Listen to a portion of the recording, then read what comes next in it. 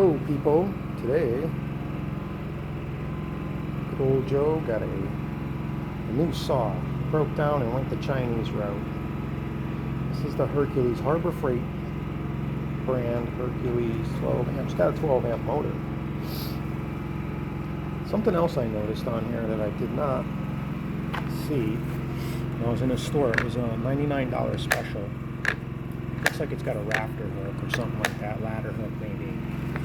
Of course, I put one of these blades in there, and it's got a collet here, quick release collet for the blade, and this is replacing an old Makita that, believe it or not, I don't know, it's so old I don't even know how old it is, but I'll tell you what, it's over 30 years old. I bought this thing new. And then an old Milwaukee that's I remember when I bought this one. This one's like from the 80s, okay? I can tell you that. It's a model, and they've been repaired a whole bunch of times. There's the motor on it. But this is not about these pieces of junk, okay? They've stopped working. This one's been repaired, super heavy. This one's actually really heavy, which told me that it's probably got some metal parts inside of it. I'm pretty sure if you drop it, hopefully that's a high impact case, because I like to drop things all the time. Now I noticed something in here, I don't know what it is. We're going to plug it in and find out. That looks like a light in there. See that? Yeah, it's like a light. So it just comes in the box, right? Junk box. They give you a free blade, which is totally useless for me because I can't cut nothing that short. And anyway, I don't have anything like that short to cut, so I wouldn't even think about it. I always use these large blades. This is about the saw. It's pretty heavy. It's supposed to be variable speed. It says it's 12 amp, when this one here, that's why I want to show you this one's only, was it 10 amps? 6 amp saw. It's a 6 amp saw. And this thing had some power. This one I know is 15 amps. This old Milwaukee here. But it's super heavy, super heavy. And compared, yeah, the Milwaukee's actually heavier. It's definitely all metal. All of this nose piece underneath this rubber, it's all metal, aluminum, metal parts inside. I've had it apart a couple times. This one here, but we're gonna see how this one's gonna hold up. If it holds up, if I get a month or two out of it, I'll be happy. I just got to finish this job I'm working on. I don't really care. And yeah, so with the Inside Track Club, which I'm a member of, it's what we do, right? It turned out to be like $78 or something like that. I'm gonna plug it in. Hang on. All right, people. Now, I was in the middle of a job, and this Makita just died on me. Oh no, as you can hear, I'm out here on a job site, and I've got the generator running in the background, and the Makita, the generator went like full throttle to the moon, and I was like, what is that?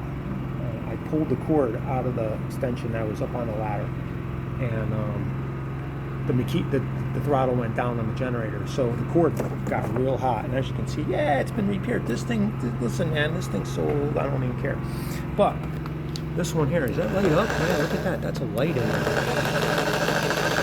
All right, cool. That's an added benefit that I never saw before on a Sawzall, but I guess everybody's got it. Now it's sitting on a piece of wood, okay?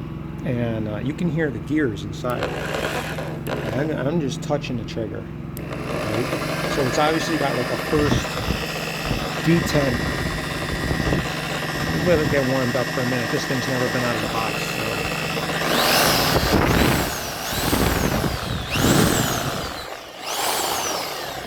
So. It feels like it wants to fly away. There's a lot of it's got a heavy duty fan in it, and it's supposed to be low vibration. But we're gonna go test it up on the ladder. Right, sorry about the fingers there, babe. We're gonna go test it up on the ladder right now, and we're gonna cut a rafter tail for measurement. Now I'm not sure if I'm gonna be able to hold on to you while I'm doing this. I'm gonna try to get my headband on. All right, so just stick with me. Thank you. All right, welcome back. And here's where we are. Can you guys see that right, man? Yeah, I think you can. Anyway, I got the saw here. I'll tell you, this saw is hard, and it's heavy. I'm gonna have to watch what I'm doing, so I don't want to cut myself.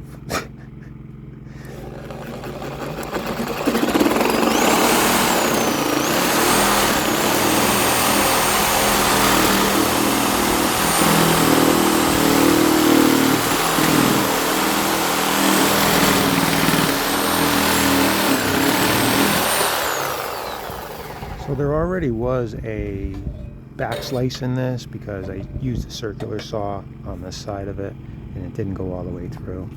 You know what, for $100, yeah, oh, people, you know, relatives and friends are like, you should have bought a cordless and this and that. Yeah, you know what, I'm not really a cordless guy, although I have some tools that are cordless, but I just wanted to show you I'm happy with it. It was, like I said, like $78, $79 with the Inside Track Club. Came with a BS blade. Got a pretty burly handle. You could use this. What's cool about it, check it out, you can put 2 fingers on the trigger. See that? Rather than just one. Like those other 2 saws I showed you, you can only put one finger on the trigger, which I don't know about you, but I mean, I've been using them saws for a long time, and my finger's not any stronger than it used to be, so yeah, it gets kind of painful after a while. It's nice, got two fingers, and it's got a little slow speed so you can get it going, and then it's got some wobble to it. What do you want for $100? Want something? You can't get nothing nowadays for $100. Pretty soon a gallon of milk's gonna be $100. Anyway, I'll report back if it craps to bed. It's not really a review, it was an unboxing, what it came with, how much it cost. Today's date is it's March 2024. And I bought the saw in Florida. So Harbor Freight seemed to be pretty empty, folks. The store was pretty empty. Hang on a minute, I gotta get out of here. The store was pretty empty. Let me get down. Harbor Freight was pretty empty. I went in there to get a few things, and I'll have some other videos coming about what I bought there. I bought a 8,000-pound jack to do some work on an old truck. I bought a few dollies, heavy-duty dollies that hold like 5,000 pounds, and I'm going to show you those tools when I get a chance to open them. I haven't had a chance to open them, so hopefully you found this video. I know I never show who I am, and that's okay. This is a reference video for friends and family. If you want to join the channel, join the channel. You want to like, subscribe, comment, that's fine with me. I appreciate it. Believe me, there's nothing you're going to tell me that I haven't heard before. And that's it, folks. That's what we're doing today. You like that rusty old bike, man? I got the story behind that bike. I traded a lady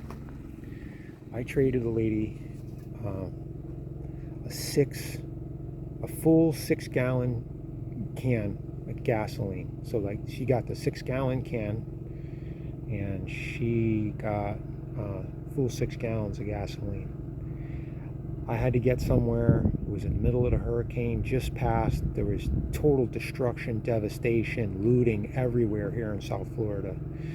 And she had no gas, not even any electricity to run her well or nothing. And I was walking the street, and she had her garage door open, and she was trying to start her generator, which had no gas in it. And so I walked back 2 miles to where my camp was, because I had to leave an island to go do this, and I had gasoline there, so I carried it back to her. I told her then, before I went to go get it, if I go get the gas for you and give it to you, will you give me that bike? She said, sure. My daughter's how old are you? She said. I said, you don't want to know. I said, I'm in my 60s. And she says, my daughter's in her 50s, and she doesn't ride the bike anymore.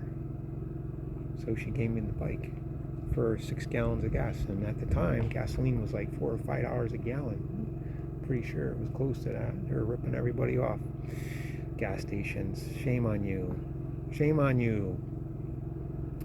Anyway, folks, I would have gladly gave her the gas anyway, just so that even if she didn't have a bike, because I did do that to somebody else actually 2 days before. Yeah, I was walking around stranded for 4 days. I had to get back home, and the cops wouldn't let us back to our houses because the roads were blocked by trees and telephone poles and power lines that were downed. And so it was a disaster. People were stealing things, robbing people. Really bitter people. People were so bitter you couldn't even talk to them. But I did find some helping souls and friendliness. I guess it's my face they love, and so I was lucky enough to have this bike. But I'm gonna keep this bike. I might hand it down to someone else that needs it. It just needs a little WD-40. It's been sitting here for about 2 years. Anyway, thank you for listening, and I'll catch you on the next one. Bye-bye.